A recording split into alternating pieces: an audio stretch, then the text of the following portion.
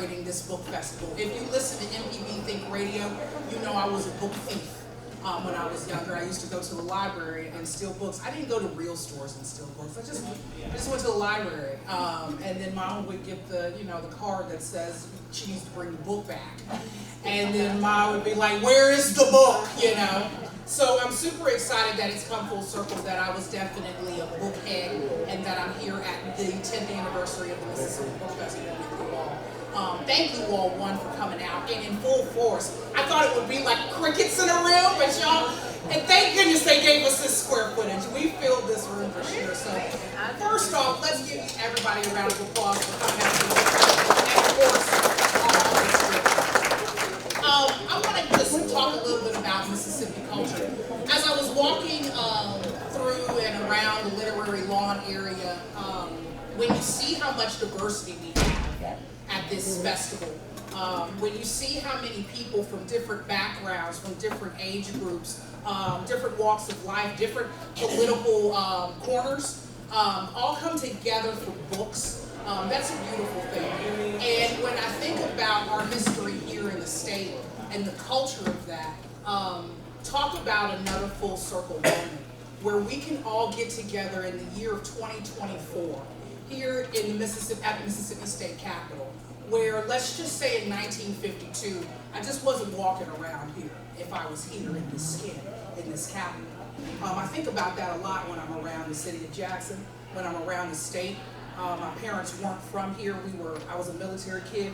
My parents were in the Navy. And so I got to see a lot, but when I got here, everybody's like, it's a racist place, it's a racist place. And once you get here, you notice it's not as outwardly racist as they make it seem, but there is tones to it. And it's, I hate to say I play devil's advocate. There's a beauty in the struggle. And there's a beauty in what our past was. And I think that beauty helps shape what we are as cultural Mississippians here. We are Mississippi culture. When we sit beside each other and we look at each other and we don't see anything but a human being, we are Mississippi culture. Thank you, Jerry. I need it to be like even closer. But yeah, we are Mississippi culture, just sitting here. So with that being said, let me get started with my my intros for my authors here. I didn't have to steal these books. I said that yesterday on air, so I'm thankful that they gave them to me for free. They were beautiful books, though, and I am just so excited to be able to present them here. First out of the gate is Mississippi, A Guide to Mississippi Museums. It is a beautiful, beautiful book. It's written by Diane Williams and Rochelle Putnam. And a little bit about Diane and Michelle. Diane has over 16 years of art administration to her credit, along with a background as a professional storyteller. And Rochelle holds an MA in writing and is a successful freelance writer and editor. And both writers have multiple award-winning books to their credit. If you could give them a round of applause right now. If y'all see me melting, I will not fall out. I'll get better in a minute. Up next on that list is the next book. It's Raphael's Men, written by Joe Lee. And Joe is the author of 9 suspense novels, including 40 Days in Resting Place, from his suspense series set in Northeast Mississippi. He's originally from Jackson and grew up in Starkville and has lived in the Jackson area since 1991 with a background in radio, television, and journalism. If you could give it up for Joe. Rochelle's right here in the front. I just want everybody to know that. Up next, we've got Ghostwriter. Ghostwriter is written by Lawrence Wells, and Ghostwriter was a manuscript awarded the 2014 Faulkner Wisdom Prize for Narrative Nonfiction at the Words and Music Festival in New Orleans. In his memoir, In Faulkner's Shadow, about his 38-year marriage to Dean Faulkner Wells, was published by the University of Mississippi in 2020, and Wells is also the author of 2 historical novels. I'm sorry, if you listen to next time, you know I have mispronounced a lot of things. So I'm gonna try this one. Rommel and the Rebel. Did I say that right? Yeah. Ooh, come on now. And Let the Band Play Dixie. Give Lawrence a round of applause. And finally, finally, we have Wicked Mississippi, co-authored by Ryan Starrett and Josh Foreman. A little bit about Ryan. He was birthed and reared in Jackson, Mississippi, and after receiving degrees from the University of Dallas Adams State University and Spring Hill College, he has returned home to Mississippi to continue his teaching career. He lives in Madison with his wife Jackie and 2 children, Joseph and Penelope. And Wicked Mississippi is one among a number of Southern-themed books he has written with his oldest friend, Josh Foreman. And their other projects can be perused at ForemanStarrett.com. And then Josh Foreman is from Jackson, Mississippi. His second home is Seoul, South Korea, where he lived, taught, and traveled from 2005 to 2014. He holds degrees from Mississippi State University and the University of New Hampshire. He lives in Starkville with his wife, Melissa, and his 3 children, Keelan, Genevieve, and Ulrich. He teaches journalism at Mississippi State University, and lo and behold, we are both Northwest Rankin High School alum, 1 year apart from each other. So give Josh a round of applause. Get started. I have co-hosts in the building. It's a guide to Mississippi museums. And so this guide is going to be somewhat of our guide of where you can find more information about the other 3 selections that we have here for today. I want to start with Joe Lee and Raphael's Men. Joe, thank you for giving me such a great book. Raphael's Men is the story of Coach Bill Raphael's ongoing legacy of faith, football, and developing leaders. It is powerful. When I read it, I noticed that Coach Raphael was not only, and this is what I said to you the other day when we met, Coach Raphael coached in the 1950s and 60s. At a time in Jackson when, of course, like I said, I just wouldn't be out here walking around. And he coached at that Catholic school, and he ended up getting a black player. But he never treated the black player any differently than how he treated his other players as well. And then even to the point of he made sure that, let's just say when they got off the bus and they were walking into somewhere, that he gave all the players a tip to be able to get them in and out without having rocks thrown at them, and if they did, they were protected and things like that. So all around good guy. Joe, I'm going to let you just give them your synopsis of it and what it is you want them to take away from this book. Well, thank you, Germaine, and thank you to fellow panelists here. And thank you all for supporting the Book Festival. This is something that not every state has. And I have been involved in every book festival since the beginning. It has grown by leaps and bounds. And thank you all. This is something that we should always have in this state. Raphael's Men is published locally by the Mississippi Sports Council of Jackson. And as Germaine told you, Bill Raphael devoted his entire professional life to not just coaching football, but he was an upper-level math teacher par excellence.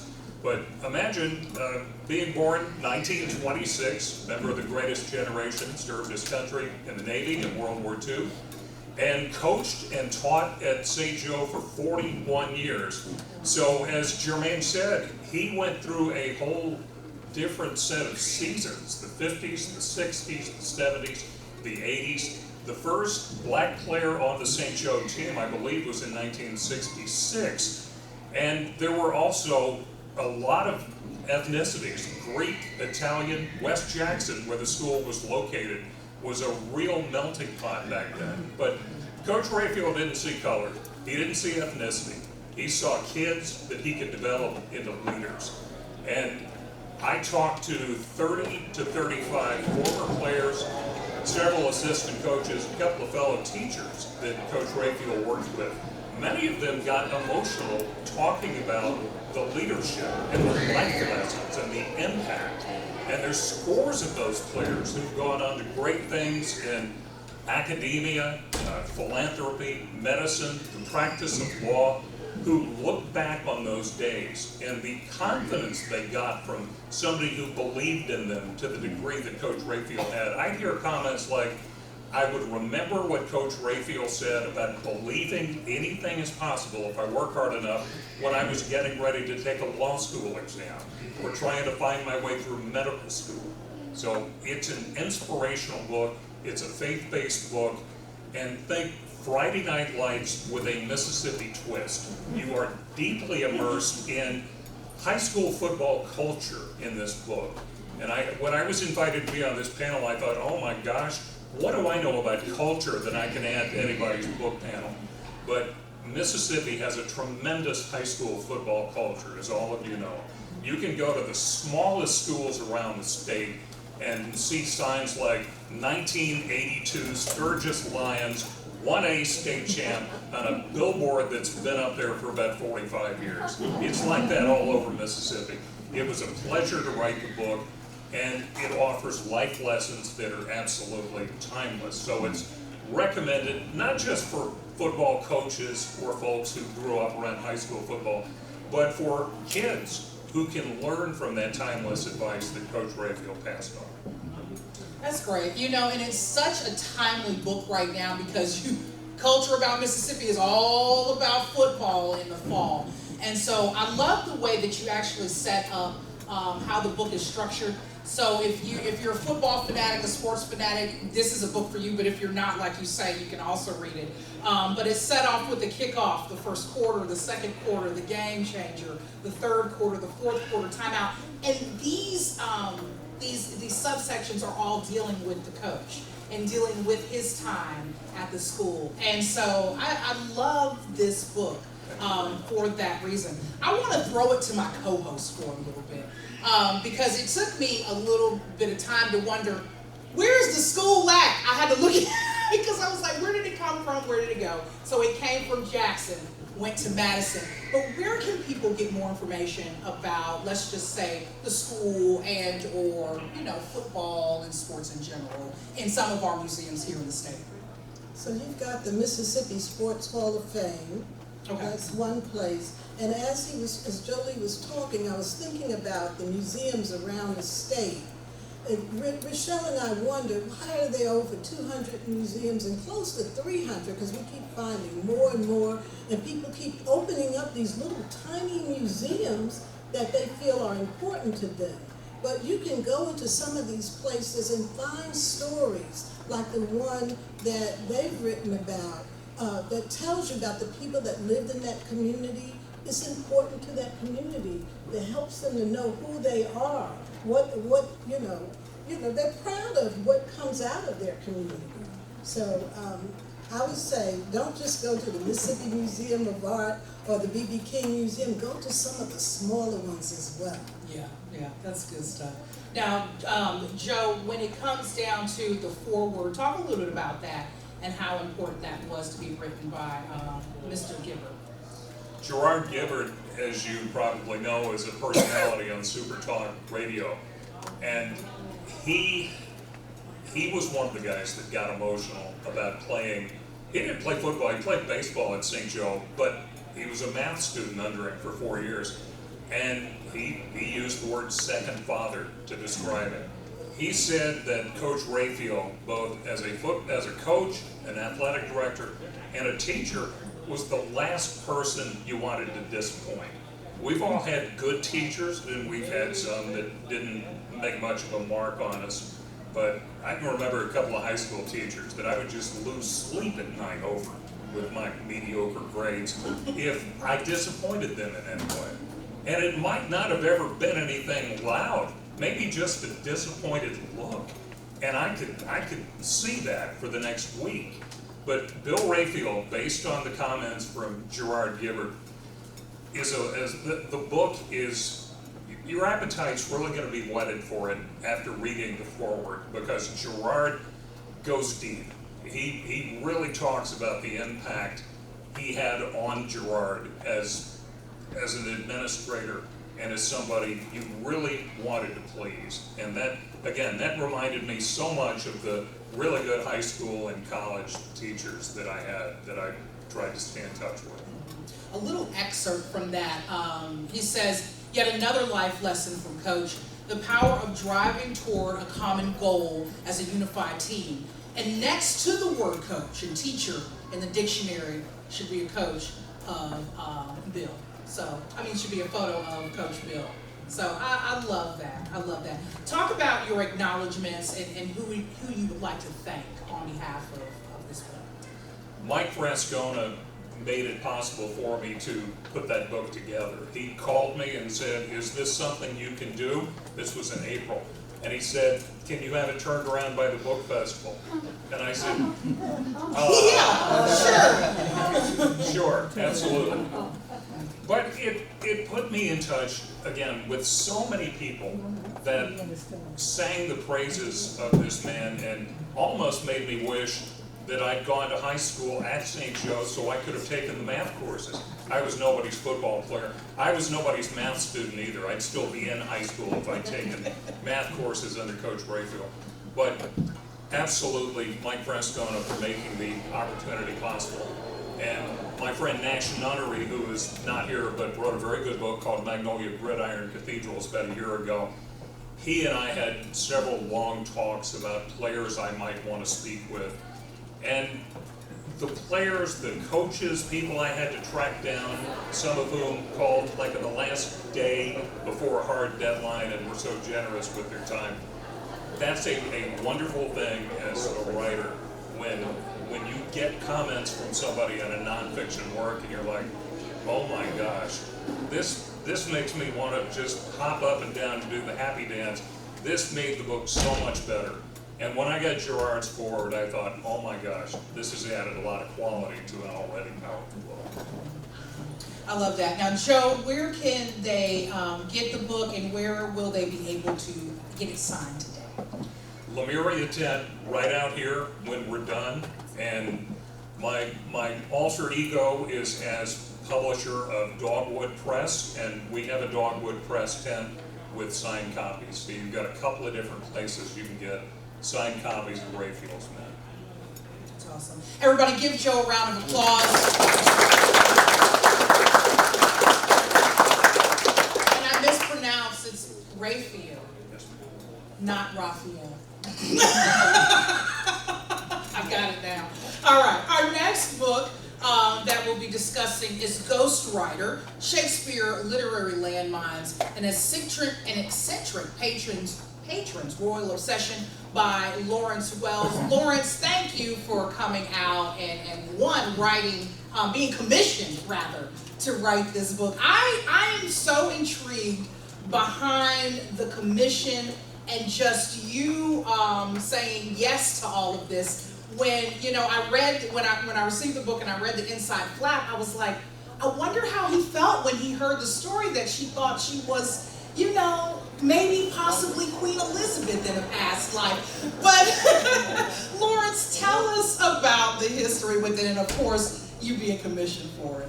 Okay, I felt mortal shock when I heard. I needed to know.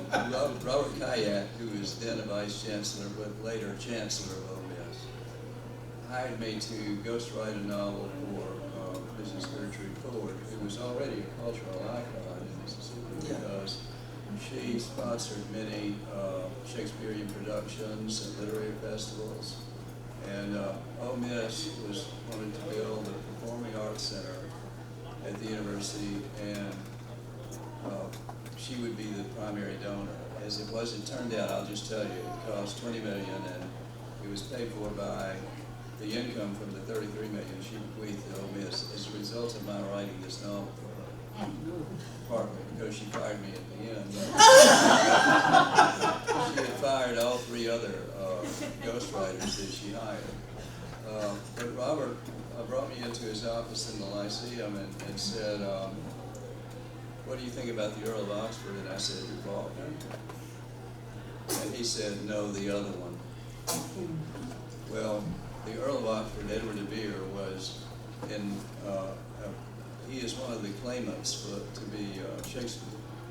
The Shakespeare authorship question, or the controversy, has never been proved, and it can't be proved, really. But Mrs. Ford believed that she was Queen Elizabeth I reincarnated. She really believed that.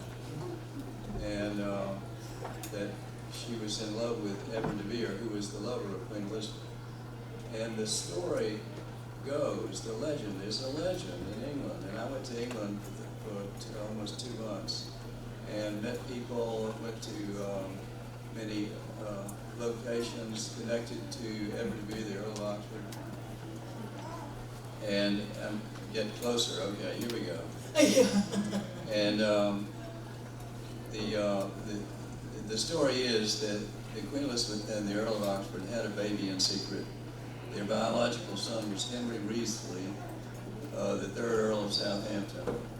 He was given up in adoption to the Earl of Southampton, whose child had just died, whose only son had just died.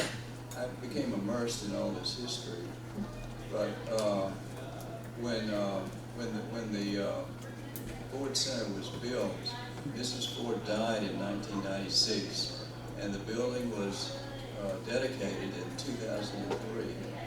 And she always felt that she was Queen Elizabeth reincarnated.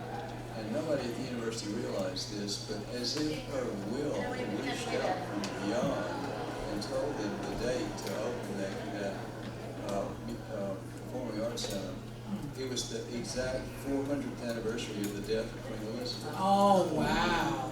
400th anniversary. I mean, how can that happen? Only in Mississippi are these incredible things possible. And I had in my memoir, In Faulkner's Shadow, which came out in 2020, I had a chapter called Ghosting with Gertrude. And that was a precursor to this book. And I was planning to write this book anyway, and had taken copious notes, and I actually had a diary when she and I were working together, because there's so much in this total detail from our every conference that we had. When I first met her, she had me walk through what I call the treasure closet. She was giving me a tour of her house as a way of getting acquainted, but it also had to do with her regal carriage and her sense of authoritarianism, imperialism is what I should say. It was her version of Queen Elizabeth's crown jewels. She had every color of mink coat in the closet. She had necklaces, all sorts of bracelets and rings. And then she said, put your hand in this pouch and feel around. And she hands me a velvet pouch, and it's something like 100 2 or 3 carat diamonds that are cut diamonds, but they're not on a ring, and they're not mounted. And I'm thinking I'm holding maybe $1 million. And she did this for fun. I mean, this was one of her hobbies. So this is the lady that I found myself reading the chapters to in bed, in her bed. Because when I brought her the first chapter, I said, okay, let's sit down and I'll read it to you. She said, not here. And she led me into her bedroom. And in the book, I said I felt like Buck Rogers without a space helmet. And she had 5 chihuahuas who followed us everywhere we went. And the chihuahuas become basically characters in this book.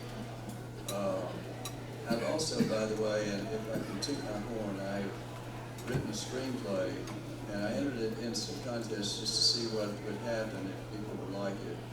And it won first place in Melbourne, Australia, Vancouver, Canada, and Cannes, France. So I think, I don't know that that means anything is going to happen with this film, but I'm hoping it will. And I'm going to demand that the actress that plays Queen Elizabeth also plays Mrs. Ford. Yeah. The one I have in mind is Helen Mirren. That's just daydreaming. Anyway, these are the 2 books that I'll be signing today. And it was a joy to write them, and it was wonderful to work with her for 2 years. It was a great experience in my life, and I'll never forget it. Lawrence, I love it. I love how you can have gone in there and just not been like, what is going on? Are you sure you're Queen Elizabeth? And so I thought that was awesome. I have a question though. You were commissioned in '87. When did you actually finish Ghostwriter? Well, I actually finished I wrote a diary, basically, and I called it Innocence Abroad, but it wasn't Mark Twain's Innocence, INNOSENCE. It was in a sense, S-E-N-S-E, comma, abroad. And that was my, that got it all, that captured everything that happened between us. Okay. And then I just let it sit for a long time. I guess one of the reasons was still alive and I couldn't have published it. But in 1997, I came back to the novel I'd written for her. In 97, I rewrote this, and I still wasn't even planning to publish it because a friend of mine said, "This is suicide, don't publish this book." Suicide for your career, in other words. Because it was about Shakespeare, the alternate Shakespeare, that nobody wants to know about. But I came back to it because this book shows this book being written, and I'm reading it to Mrs. Ford in bed, and she's commenting on it and arguing and fighting with me over every line. So it's a comedy, really, if you think about it that way. But the upshot was that this book furnished all of the quotes in here from this book that she and I were writing together. So I had to go back and look at this manuscript that I rewrote in 1997 and hadn't paid any attention to. And I thought, this has to be published. And so I got this published just in time to come out with this book. So 2 books at once. One engendered the other. Talk about your acknowledgments. Who would you like to thank on behalf of this book? Well, this book is dedicated to Mrs. Ford, of course.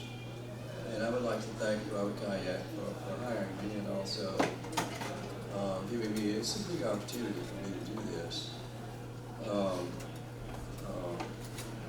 There were others at the university that supported me, and one of them was Ann and my late wife, Dee, was a great inspiration for me, and always, she was a writer too. Yeah. And then she surprised me. We climbed a mountain in England, and she surprised me. Here's a picture of her at the top of the mountain. She's making a little V signal, and she unloaded on me what she really thought about Edward de Vere and who was Shakespeare. She said, "I believe in the William Shakespeare." Remember, she's William Faulkner's niece, okay? So she's carrying all of that with her, all of that literary background. "I believe in the William Shakespeare I know and love. Who cares if he only went to grammar school?" And we're standing on a mountain, just the 2 of us. I bet that by the time he was 10, he had read the Bible cover to cover. What use do geniuses have for formal education? Pappy, you know who that was. Pappy claimed to be the world's oldest 6th grader. Most of the time, genius stays locked inside, then something shakes us up, we survive a bad accident, or something happens that reminds us of our mortality, or we lose a loved one. An unexpected eloquence springs from the heart. We've always known the words were there, but it takes a burst of emotion to release them. Very few are a William Shakespeare, or William Faulkner for that matter, but there's a little bit of genius in everyone. It emerges when we need it most. In other words, genius has feet of clay, and that Shakespeare of Stratford upon Avon, who was uneducated, therefore, was the Shakespeare we all know and love. But she said, claiming that Edward de Vere is the bard is the wildest of all wild goose chases. After this ghostwriter assignment is over, I want you to write something that moves you, something honest and true. Yeah. And then she told me that on top of a mountain. I've never forgotten that. Just as long as you weren't on the edge, you're good. I love this. I love this. Okay, let me toss it to my co-host, A Guide to Mississippi Museums. We've got Miss Gertrude C. Ford. We've got some Queen Elizabeth references. We've got a few of things, some Earl of Oxford references. Where can people go to get more information about some of these topics and subjects?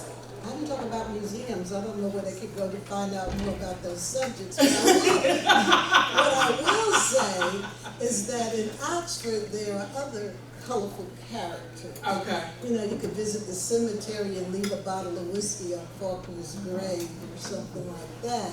But also the Roanoke House is a museum up there. Oxford, the University of Mississippi's museum has an incredible collection that they talk about on their website as well, but you can go visit that. Of interest is the Burns Belfry Museum and Multicultural Center in Oxford. I think that's located in a building that was once owned by John Grisham, and is more of an informative sort of displays that you can look at, but it is a cultural center, so events happen there. You know, you may find storytellers or performers and things like that. The Mary Bowie Museum. If you've ever driven up in Oxford and you see that museum, I think her sister, after she passed, made sure that a lot of her art and collection are included in that museum. And those are pretty much the museums that are in that area. Okay. But I will say that a lot of things that you're talking about, going back even to Jolie's book, our historical societies, we have included some of those in our museum books because they do have either repositories for research, archival information. They also have artifacts that you could look at, and some of the histories of communities and people like the ones that are being mentioned. Okay, that's good. That's good. Thank you. Thank you. You're the best co-host ever. And Lawrence, where can they see you and get their book signed by you? I'll be with Jolie. Okay. At the 10th, and it's at 4:15. 415 Jolie 10. All right. All right. And for our final book, I told him in secret that it was my favorite. I'm telling him in public. Okay. Wicked Mississippi. It's definitely one that caught me. By Ryan Starrett and Josh Foreman. Ryan, raise your hand so everybody knows where you at. There he goes. There he goes. He's back there. Yeah, give him a round of applause. This is the Reader's Digest, the chicken soup for the soul, if you want to say so, of history of Mississippi. And black people always like to talk about Jet Magazine because we can read it from cover to the back because it was a little tiny magazine, a few more pages up in there, for light readers, you know what I'm saying? And so Wicked Mississippi is definitely one of those. If you're a light reader, it's definitely an easy one to ingest. But Josh, I want to say a couple of things about some of the stories that stood out to me. We talked a couple, Josh was on the show Friday. We talked about the Pope Folks attack, the Pope Folks restaurant attack of 1996. We did not talk about the Faulkners and their rivals, which I thought would be nice because, you know, authors sometimes have rivalries, you know? And so I thought that that would be nice. And then Nellie Jackson, we did speak about this, and Natchez' most famous bordello. But talk a little bit about you and Ryan's collaboration and about the book just in general. Thanks, Germaine. Here's the book here, Wicked Mississippi, and it has 21 chapters about the people in Mississippi who have messed up for the most part. And they did bad things for the most part.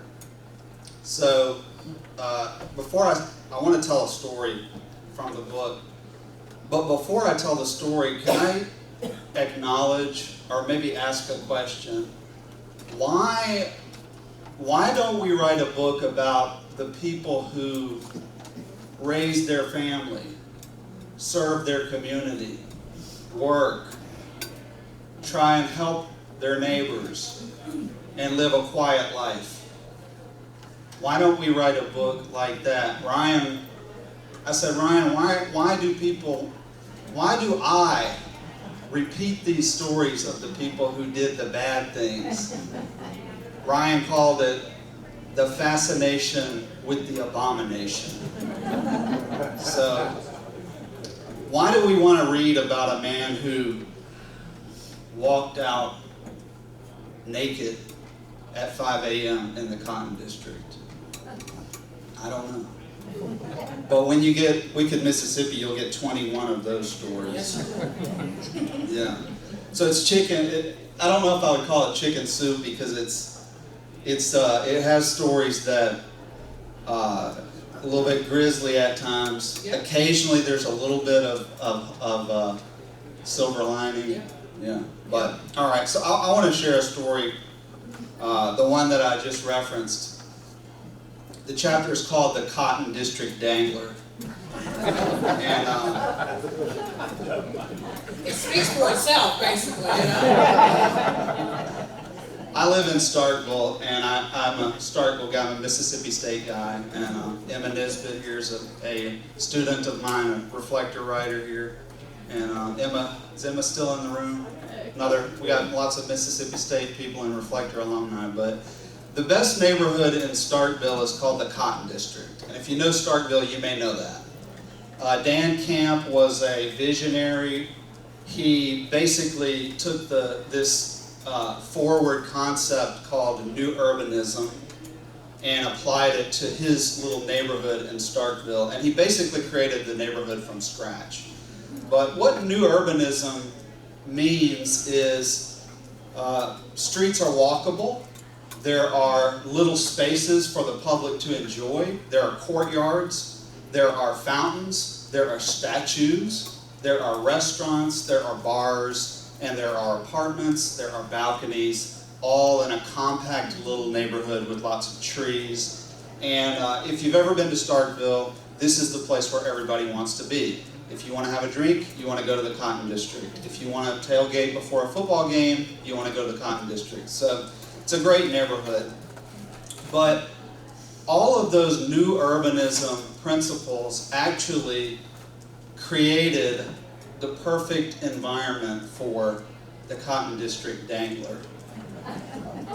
So in 2017, the police in Starkville started to get reports of a man who was appearing in the Cotton District with his shoes and nothing else. And the reports always came in from 5 a.m. to 6 a.m. So who is out at 5 a.m.? You've basically got people exercising, the most dedicated people out jogging at 5 a.m., and you've got people who haven't gone to sleep from the night before. And the Cotton District is where a lot of students live, so there occasionally are going to be students who are still out at 5 a.m. So the typical sighting of the Dangler would go something like this. There would be college students out on their balcony in the Cotton District, and they would notice this man emerge from a thicket. And this man literally was seeking the spotlight. He would go walk underneath a street light, and it would be like the light was illuminating him for his audience. And reports of this man started to come out, and his nickname started to be said around Starkville, the Cotton District Dangler. And there were the funny, I heard this story back in 2017, and I retold it many times. And I actually had a close friend who was a victim of the Dangler before any media reports had come out, and he told me on the phone about it, and I couldn't believe it. What happened? And then the media reports came out, and I realized it was a trend, that this guy had been doing this. It was a pattern. But, the thing one of the reasons why I liked that story was we all laughed about it, right? It's funny, this guy's going out naked. And even in the media reports, the commenters would say, there's a streaker in Starkville, a streaker. That's mischievous, right? Yeah. It's kind of funny. But in the back of my mind, I said, but it's really not funny. It's really criminal behavior, and it's really creepy.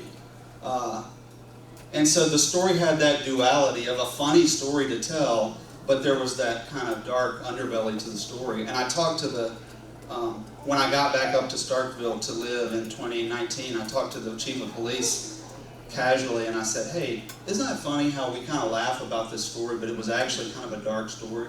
So it turns out when we were researching Wicked Mississippi, I looked into the psychology of it.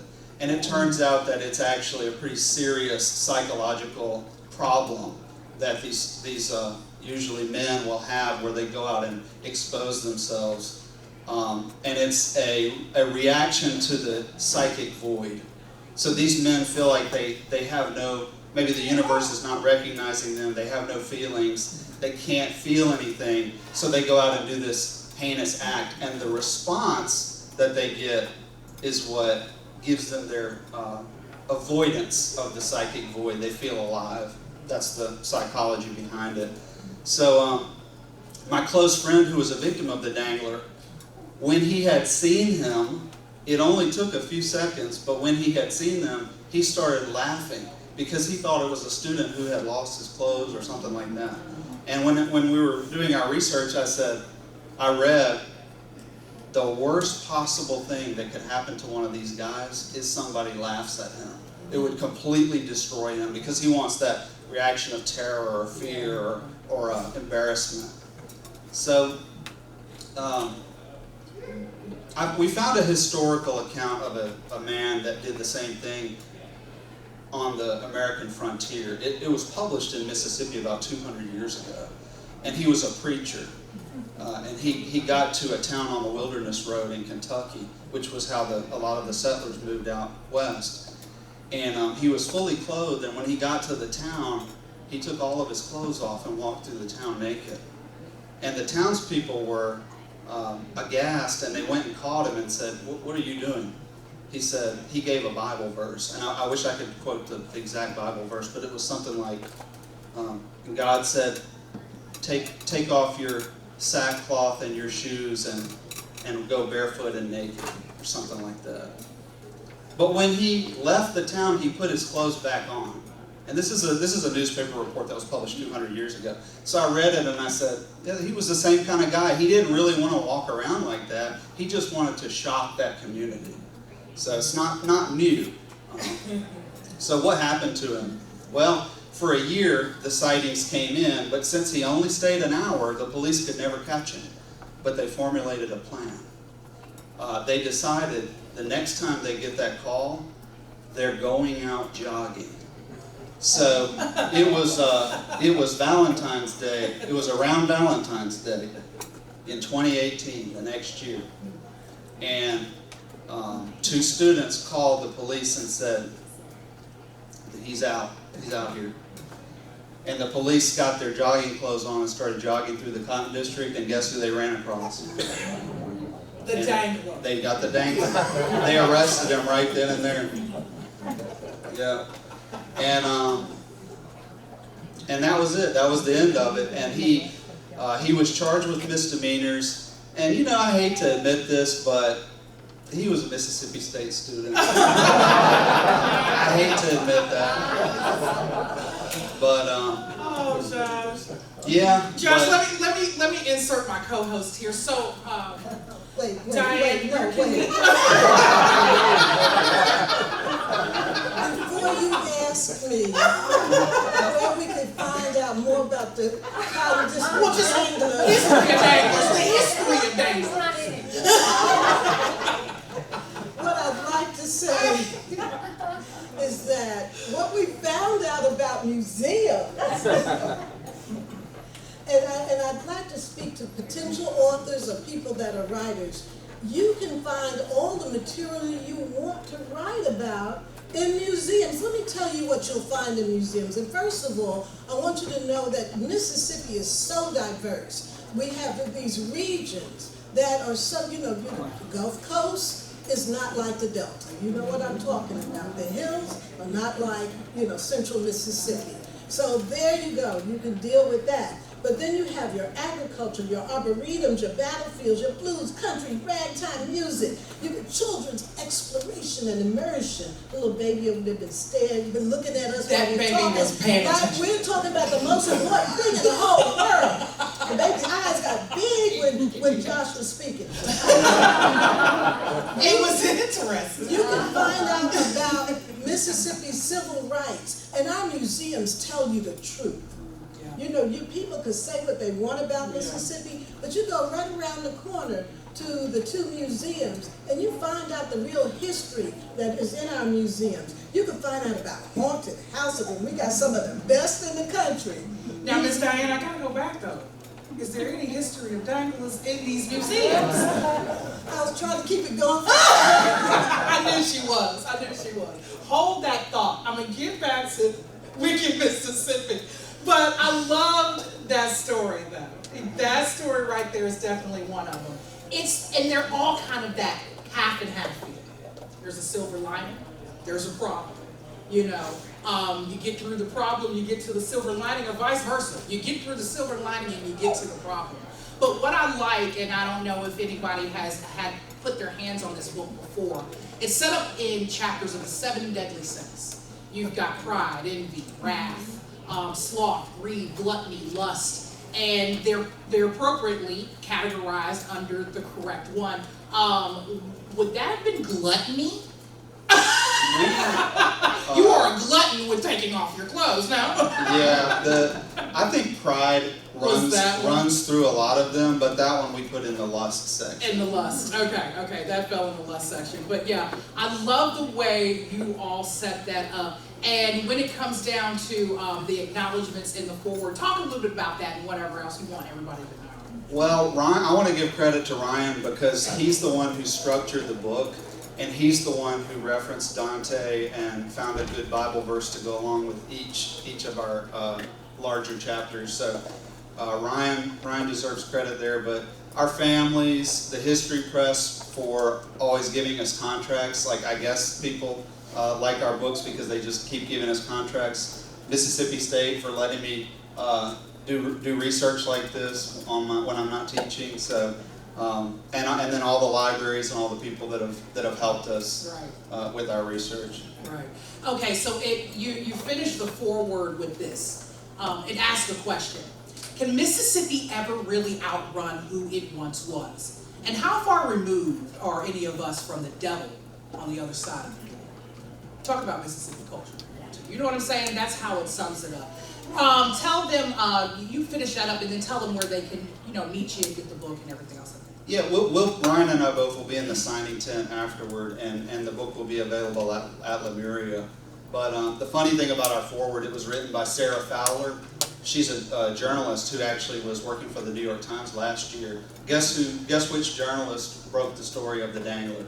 It was Sarah Fowler. So we had to reach out to her and get her forward.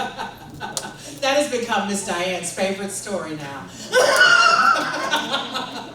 And I want to go ahead and toss it back to a guide to Mississippi Museums. My beautiful co-host, Diane Williams. Give her a round of applause for what she's done today.